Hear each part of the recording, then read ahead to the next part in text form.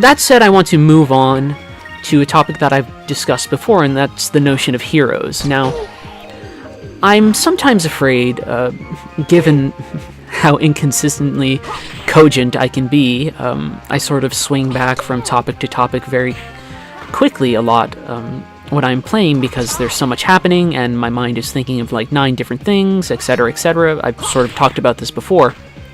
I'm afraid that at times when I've approached certain subjects, I've not necessarily given them quite as clear and exegeting as they probably deserve. So, with Skies of Arcadia, I have said this game makes me believe in heroes, and it also reminds me of how few that we have. Now, this is something I've focused on writing about for a while now, and it's something I'm hoping to put out a larger piece on, but I sort of want to explain, just in general terms, sort of what I am talking about a little bit more. Yeah, here's a button. I want to hit the button. So, let's talk about the importance of symbols. And to do so, let's use an example that Baudrillard uses. And when I talk about the example, it will seem inherently negative, but it's just an example of how symbols can be self-serving. And I hope that I can make the case that my desire in looking at Skies of Arcadia is not completely self-serving or self-effacing. So Baudrillard talks about the notion of, at the time, they were preserving the body of, I believe it was King Tutankhamun, King Tut. He's an Egyptian. And he says that the preservation of King Tut's body had very, very little to do with an actual desire to preserve true history. Which is to say that King Tut's body was not being preserved because of any general respect for the historical relevance that he might have had, right? They were preserving King Tut for a different reason. And that's because King Tut had become this sort of symbol in the minds of society of a connection to history that made them feel important. So King Tut pointed to an idea of Egypt, which then pointed to an idea of broader history, in which modern individuals felt important, or individuals who were modern of that time. So in preserving King Tut, their concern was not preserving actual history, it was preserving a notion of history that was probably false to begin with. So this notion of, well, here's this ruler from, ages past, and we can trace a sort of historicity from him to us. And in doing so, it was this thing that made people feel important. It sort of assured themselves of their own historical self-worth. So that's an example of how, symbols can be bad, but it helps express the notion of what symbols do. Symbols become visual shorthands or mental shorthands, frantic shorthands, that point to certain ideas that we then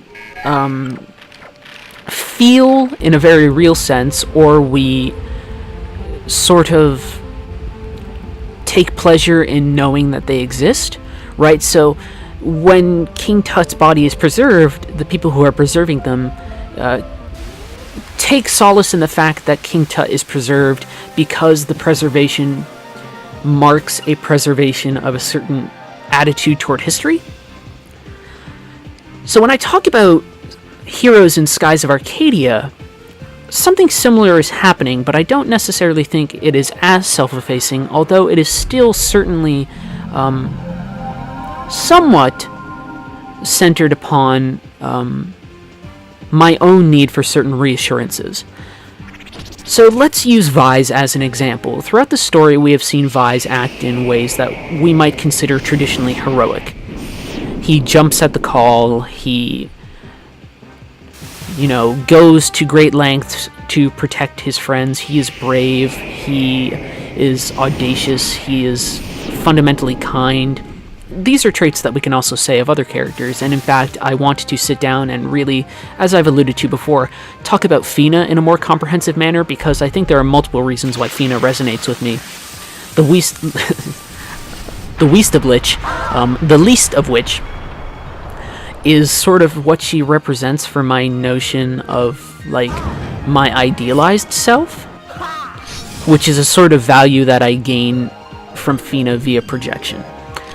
But Vise, when I see Vise and his behavior, those behaviors become sort of entrenched in my mind, and I eventually see Vise not just as a character, but as a symbol pointing towards certain ideas, the aforementioned ones. So Vise has value not just as a character within the narrative or an actor which I control, but also as a symbol that I come to recognize as important, and one that comes to reaffirm certain ideas that I believe in. So Vice's behavior and what it ends up sort of forming in my mind in, the symbol that is Vise. Vise points towards certain ideas, which I don't know are necessarily true, but they are ideas I want to believe in. So in this case, they are things like self-sacrifice or another dead end. Not another dead end. Self-sacrifice or, grace under pressure, or a sort of general goodness, as vague a term as that might be. And so when I say that, Vise is a symbol, or that this game has heroes to me, it's this notion that through the behavior that they exhibit in the game, the characters that I am controlling, and actually we can switch Vise to red here to have him do a little bit more damage as well. The characters point to certain ideas that I find reassurance in the believing of, right? So I don't know if justice or any of these other things exist in the real world, and perhaps this is a repetition of things that I've talked about previously in the Let's Play, but I'm also concerned that people might think that my desire for heroes comes from a desire for simplistic narratives or childish notions of good versus evil, and I want to stress that that is not the case. What I think I see in Skies of Arcadia that I see lacking in certain other games is this notion of games being able to express the importance of certain ideas via the symbols that they create. So let us talk about a modern day gaming symbol, and this will not be a sort of criticism that you haven't heard before if you've engaged with games for a certain amount of time. So let's talk about Nathan Drake. So there's a marked difference between what I see in Vise and what I see in Nathan Drake. Now make no mistake, Drake is a fun character.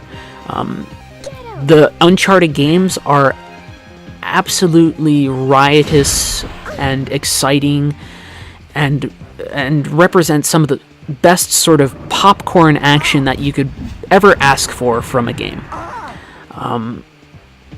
But, Nathan Drake himself, were I to, judge Nathan Drake based upon how the industry wants me to judge Nathan Drake, represents a sort of everyman, an average Joe.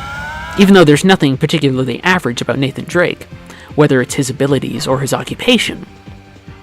But because our games tend to center around super soldiers or, magical princesses or heroes with, swords that banish evil, we tend to see Nathan Drake as an everyman character because he doesn't have any of those sort of extra bits of semi-mythical accoutrement.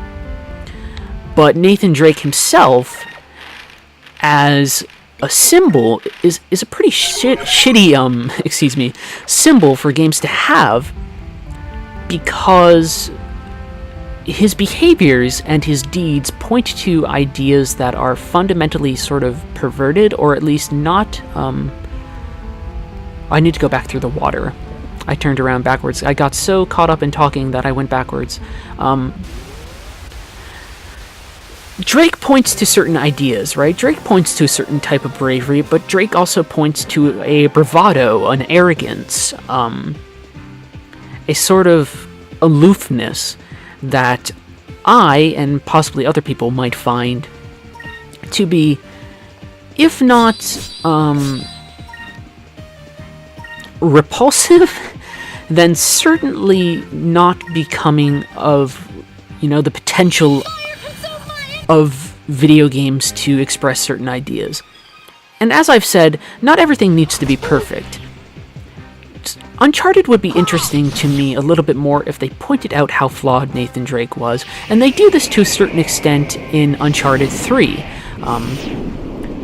They point out the fact that the identity of Nathan Drake is also one that Nate has sort of forged for himself.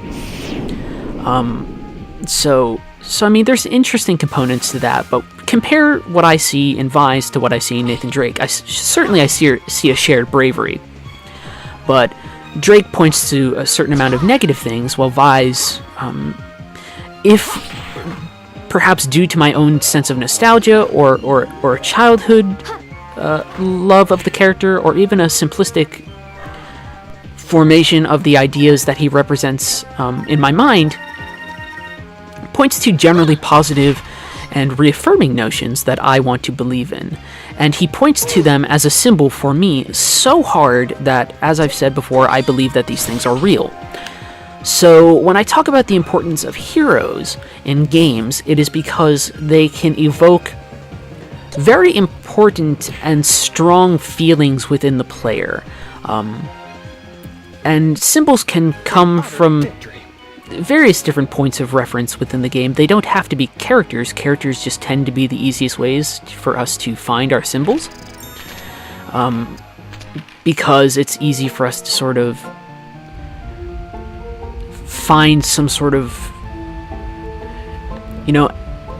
empathetic connection to characters, because they're human, we are human, that sort of thing. Let me just see if there's anything down here. There's not. Oh, there is. There's only so many chests within this dungeon. So my general point being that when I talk about heroes, it is not a desire for some sort of reductive yesteryear or whatever, even though I think it is very important for us not to forsake sort of the roots of gaming, which I think were grounded in a certain sense of playfulness and sort of quote-unquote traditional heroism, where people, went on quests and helped to save the world and things like that. This is the Windsong Orb. Or it should be, but this is also a Zivulun Bane. I got distracted because of the Ziv Bane. The general point being that games have the capacity to form these sort of images, I think, stronger, no, controller, don't go too crazy, stronger than certain mediums, because we have the added sort of benefit of interaction, which, interaction, yeah, everybody loves interaction, blah, blah, blah. But also because we spend more time with game characters than we tend to do with movie characters, or sometimes even characters in books. Although books tend to get symbols down fairly well, for reasons that I'm not going to explicate now. My general point being that I don't think that Skies of Arcadia is necessarily pointing towards an image in my mind of heroes that is reductive or simplistic, nor do I want it to point to an idea that is reductive or simplistic. I think that the game actually does point to a certain form of heroism and other ideas in my mind, and it does it by using sort of cliche methods, but or we might even say broad methods. This is going to hit Fina? She's done. It does so by using broad methods, but then those broad methods can be applied very strongly. The reason why broadness in this game makes it effective is the same reason why broadness in a character like Captain America makes Captain America effective. Now, you might be tempted to sit back and say, well, okay, Captain America is this character that is representative of purely American ideals. which is an argument that you can make, considering that, he was created in 1941, going into, World War II, that era of time, and it was important for the country to, or at least, and forgive me for being sort of American-centric in the formation of my ideas, but I swear the Captain America point will move beyond that. So he pointed towards certain American ideals during a time when Americans really needed affirmation of those ideals, but as time goes on, Captain America sort of goes from being this sort of individual that represents the establishment and who represents just American ideals, and because of his broadness comes to represent more general ideas, something like justice or honesty, right? And one of the ways that you can see that these ideas are more universal and sort of more appealing is the fact that Captain America Winter Soldier did amazingly well in China. So you would think that maybe an American symbol wouldn't do as well in China, but we have to then understand the final point I want to make about heroes, and that is that when properly used and sort of their broadness embraced, they can point towards general ideas that transcend sort of cultural boundaries, right? So Vise is just as relevant to me as a Western sort of audience member as he might be to an Eastern audience member. I hope this is the Windsong Orb. Yes, awesome. So, and that can happen a lot.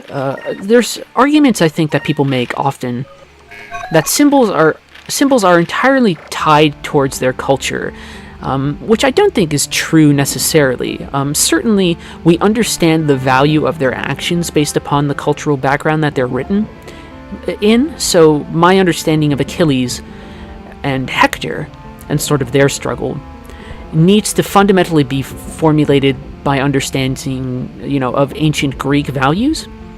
But Achilles can...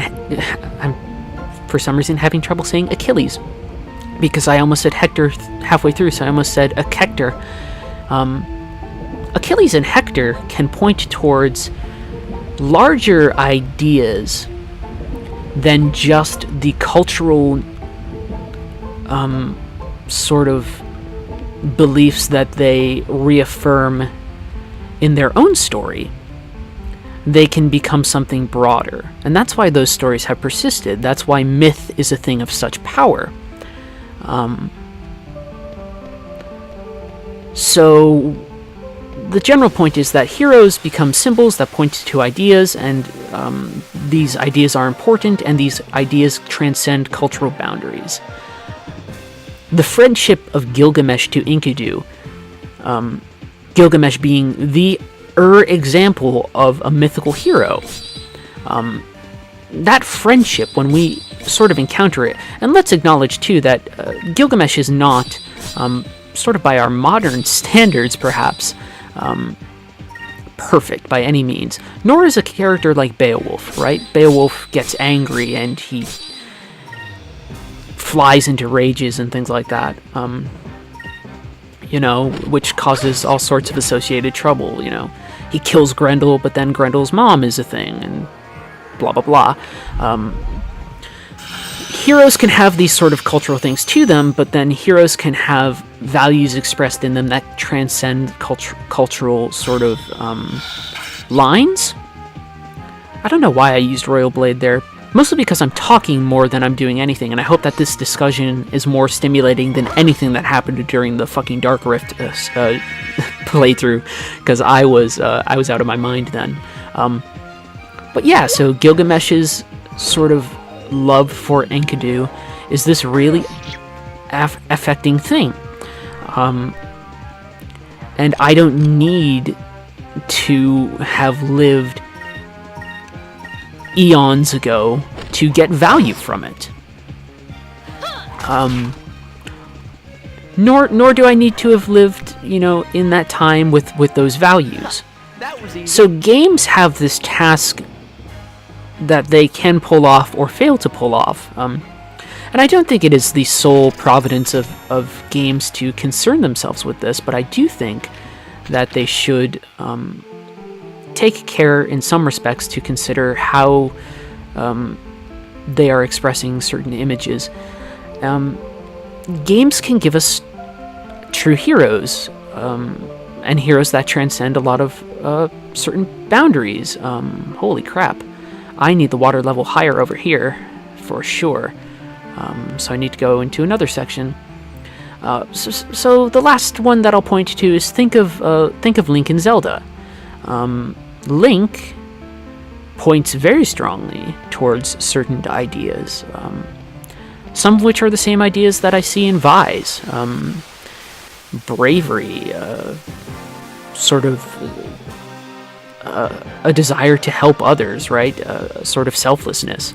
Zelda has this too. Zelda is brave. Zelda is kind. And that kindness, right? Those ideas expressed by Link and Zelda are not something that are, say, exclusive to Japan, right? Although a Japanese player might find certain values reinforced by actually let's use Justice Shield because we're talking about ideas. May righteousness be our shield of justice. You know, a Japanese player might find certain cultural norms are reinforced by Zelda, and I might see certain different cultural norms. You know, I might see, you know, sort of Western fantasy where, you know, someone else might see something different depending on their cultural background, but there are still these general ideas that Link and Zelda point to, and they point to them very strongly, and it's allowed them to persist as characters that we, A, care about over so many years, and B, are constantly used over and over again. This is why archetypes are a thing. And so games in their narratives and sort of how their gameplay can back up those narratives and a lot of different things can help to express certain ideas through the symbols they create. Any art form can do this. But I think it is important to stress that when I talk about heroes in Skies of Arcadia, as I have been for probably like 15 minutes now, I'm not looking for a return to simple stories of knights storming castles to rescue princesses, because we don't need princesses to be rescued anymore. We can have princesses that kick ass themselves and all sorts of things. Our sort of cultural ideas of heroism have changed, but I think we still need heroes. And I think games at the moment are doing a poor job of shaping their heroes compared to, say, the way that heroes are shaped and formulated in Skies of Arcadia.